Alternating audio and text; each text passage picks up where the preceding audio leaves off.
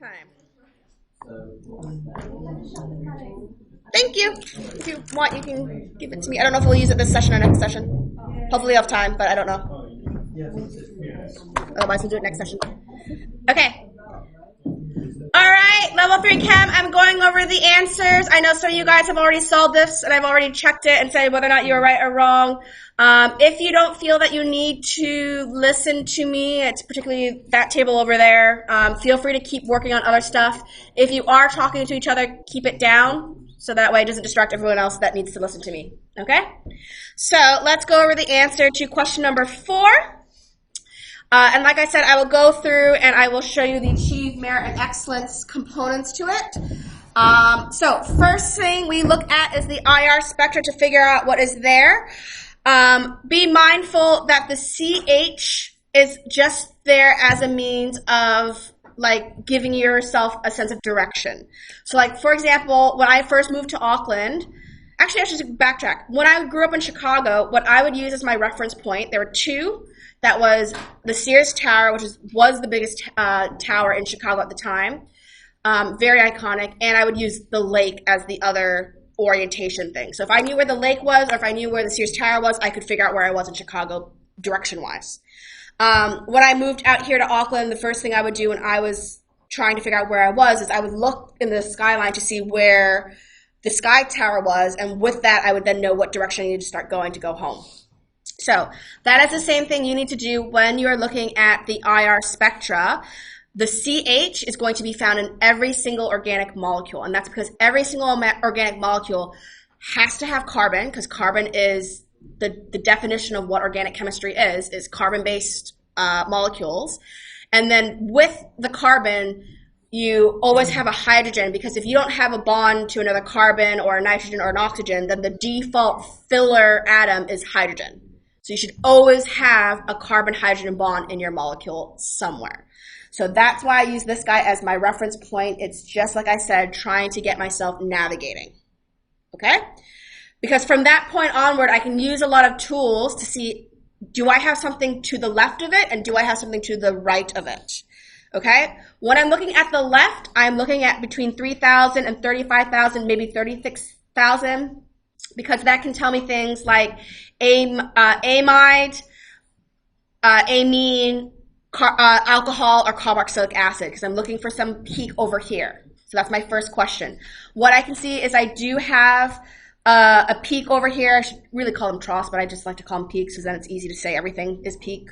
But we see here how it has the two little camel humps. So that tells me when I'm looking at it, it's NH2. Okay? It's not an OH because we know the OH is going to be a lot deeper and it's only one. Okay? That also tells me because there's the two peaks that it's a primary. Because if it was only if it was a secondary, you'd have the same peak, but it would only be one little guy. Okay? So that's the first thing. Be mindful. You should also note where you see this at. So this is roughly between, I would say, 3,200 and 3,400.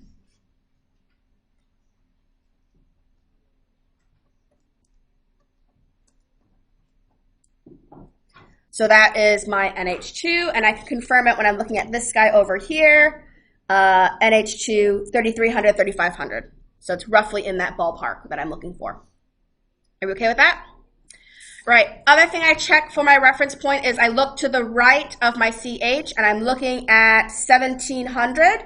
So that's 2,000. So that's 5,000. Sorry, 1,500. So 1,700 is around here. Okay. I look up to see what I see here, and I'm basically looking for a very sharp peak that more or less goes to the bottom of the graph. Because we know the carbonyl peaks are very dramatic. Some of you guys looked at this guy over here and asked me, is this a carbonyl? I'm like, look at all the other carbonyls we've seen. It doesn't look like that. So, not a carbonyl here. It's also slightly below. So that's another reason why I know it's not a carbonyl. The other thing is if I had an amide, we know that this would have been affected by the carbonyl and it would have been a deeper trough as well. All right? So the other thing I can confirm in here is that there's no peak at 1700, I should say roughly 1700, and so there's no C double bond O. Okay? All right? Don't need all of that information for the achieved. Remember, red is for achieved. So long as you make some notes on there, either by what is there or what is not there, I can then give you marks. Unfortunately, the CH, we generally don't give you achieved marks for that because it's not anything that's unique. So just be mindful. I just use that as a reference point, and I should put that in orange so that you guys know that. That's just a reference point, not actually marked. All right, next thing we do is we look at our CMMR. We look at how many carbon environments there are. I just need to count the lines. And there are 3 lines, so there are 3 carbon environments. Just write down 3 carbon environments.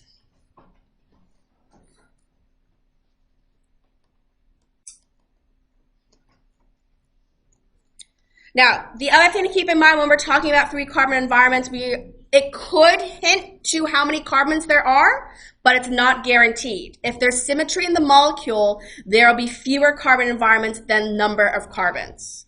And let me go through the mass spec and explain that, and then we'll backtrack to it.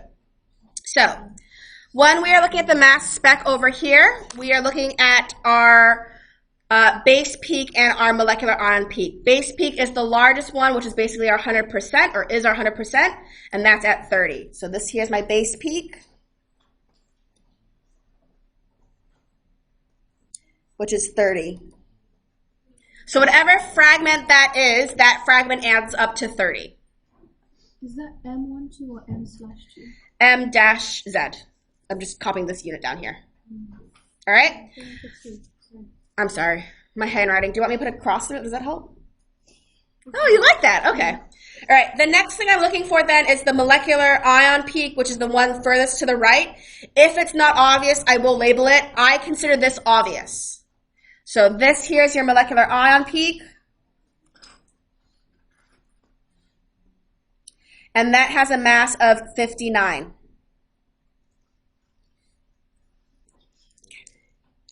Okay? Are we good so far? So, if you had written this down on your piece of paper, congratulations, you haven't achieved. Okay? Don't have to figure out the molecule for an achieved. I suggest you go through and do this. It's basically the first step you have to do anyway for Merit or Excellence, so just annotate it. All right. Next thing is, to get up to Merit, I need to start drawing my molecule and figuring out what my molecule is. So first thing I do is that since I figured out I have an amine, I'm going to draw the general structure of what an amine looks like and then figure out how many carbons to add on there. An amine is CNH2, H, H, and then question mark. I do not know what else is attached to it at this point. Are we okay with that? Yes? Doesn't matter where you put the NH? No, does not matter where you put the NH. Yeah. All right. Now I do some math. Nitrogen, again, look back here. We have our numbers. So nitrogen's 14. Carbon is 12. Hydrogen is 1. And we have 1, 2, 3, 4. So we're adding that together. All right. Let me grab my calculator because we all know that I can't do mental math. A lot of people can't, so it's all good. All right, so 14 plus 12 plus 4 equals 30. Isn't that interesting? Because that is also the base peak. So that tells me what the fragment is there. All right, now we're playing plus 14 until we get to 1 away from the ion. Remember, we're adding 14 because when I draw this guy over here, like that, question mark, and I do the math, 12 plus 1 is 14. Okay? So, I'm doing 30, I'm adding 14, I have 44 as my answer. I need to get to 59. Not done yet. Add one more 14. 4 plus 4 is 8. 4 plus 1, 58. I am 1 away, and what that means is I just add 1 extra hydrogen, and I am at my molecular ion. Cool. All right, now I go through and I backtrack and I count how many times I've added 14 plus my original number. So 1, 2, and then my original number 3. So this tells me I have 3 carbons. Are we good? All right. I notice that my number of carbons, the number of carbons from the mass and the number of carbons from my carbon environments are the same. So when I start integrating that information together, that tells me there's no symmetry. So remember that I was saying for the excellence is the integration of your information. So 3 and 3 carbon environments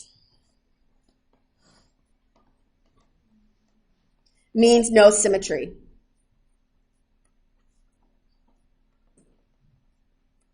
Because remember, if you had symmetry, there would be doubling up of the environments. All right, let me just grab another piece of paper so we can actually draw our answer out. All right. So, a few choices on this molecule. First choice of the molecule, and hopefully you guys got that one pretty quickly, is 1, 2, 3 carbons, NH2, and then fill in your hydrogens. I'm happy if you want to do it expanded or if you want to do it condensed. Doesn't matter to me. I prefer on the organic chemistry exam that you do it condensed because it makes my life easier. Condensed would look like this.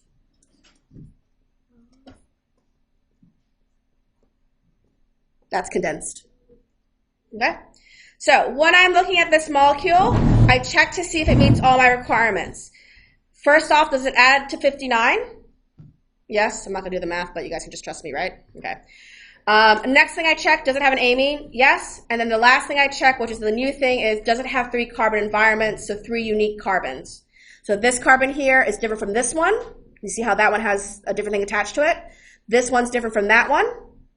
And this one's different from that one. So there's 3 environments, so everything in that is correct.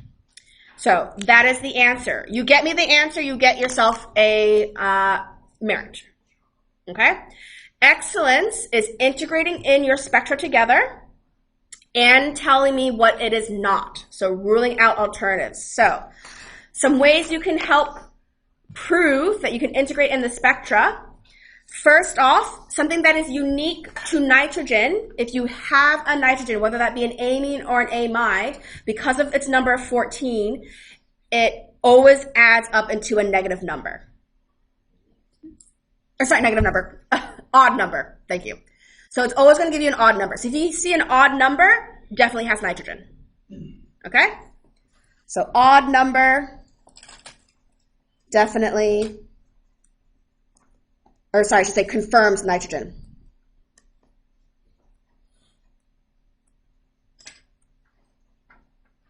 Okay? All right, next thing I need to rule out is something that it's not. The easiest one I can think of, and the one I like to show you guys, is when the amine is not attached to carbon 1. So 1, 2, 3, NH2's over here. So this is another option, right? Do you want me to draw it expanded as well? Or you're okay? You're good? Okay. All right. So this one is like that one. It is an isomer. They're structural isomers because they have the same molecular formula. The difference is the nitrogen has been moved from carbon 1 to carbon 2. And if I wanted to name them, you can. You don't need to for this assessment, but that's, what is that? Pentan 1 amine. This is pentan 2 amine. Okay? Now, the reason why this guy is not this guy, or you can go amino. Amino is the other way. Do you want me to write it down? Oh, no, it's propyl. Propane. Did I say something else? Oh my God, I'm so sorry. No, yeah, I was wrong. Thank you for correcting me. Please correct me because my brain doesn't always work. All right, you see how these two are exactly the same? They have 3 hydrogens. They're attached directly to a carbon with the amine and then another methyl. So these two here have the same environment. This one has a second environment. So this one would only result in 2 carbon environments.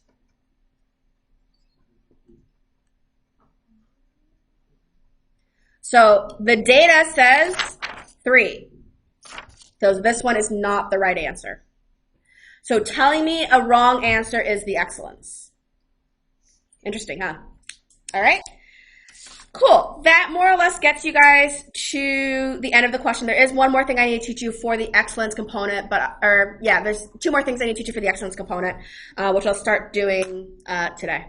Okay? Not going to finish it today, just start it, okay? Me like you're worried. All right. Cool. You're freaking me out. All right, so we did that one. We're going to start some of the notes. Okay. Oh, I did say this just now, so we're good. Okay. So, I'll stop the recording and start a new one because these are 2 separate ideas.